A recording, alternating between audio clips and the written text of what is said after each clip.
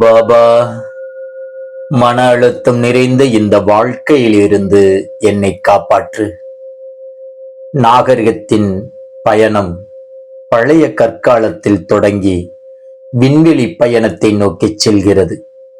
பெயர், கௌரவம், பணம் மற்றும் அதிகார ஆசை ஆகியவற்றின் மீதான வெறித்தனமான தேடலில் மனிதன் அமைதியற்றவனாகி வாழ்க்கையை ஒரு முடிவில்லாத போராட்டமாக மாற்றிவிட்டான். நாம் வாழ்க்கை என்பது எதையாவது சாதிப்பதற்கான ஒரு முடிவற்ற பந்தயம் என்று பார்க்கும் நிலைக்கு வந்துவிட்டோம். ஆனால் அந்த பந்தயத்தை நம்மால் நியாயப்படுத்த முடியவில்லை. காலையில் எழுந்தவுடன் வீடு, குடும்பம், குழந்தைகள், வேலை, வியாபாரம் போன்ற எண்ணங்களால் ஒருவர் ஆட்கொள்ளப்படுகிறார்.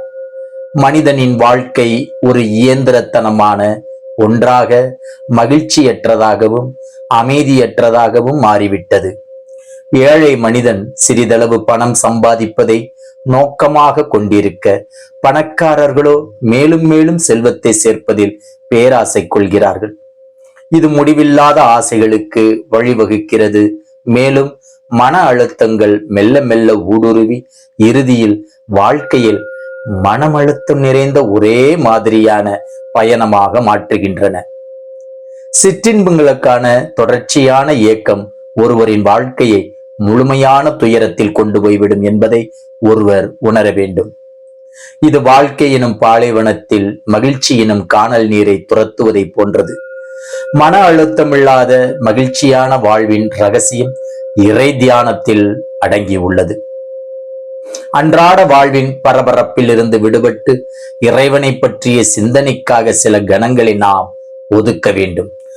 பாபாவின் வார்த்தைகளை செவிசாய்த்து அவருடைய திருவுருவத்தை தியானிக்காவிட்டால் நமது வாழ்க்கையால் என்ன பயன்?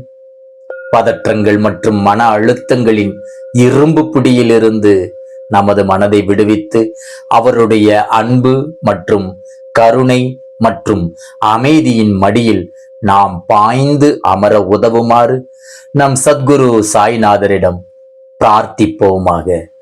ஜெய் குரு சாய். ஜென்ம ஜென்மோ ஜென்மி ஸ்ரீ சரண் ஸ்ரீ பாக்ய சாய்.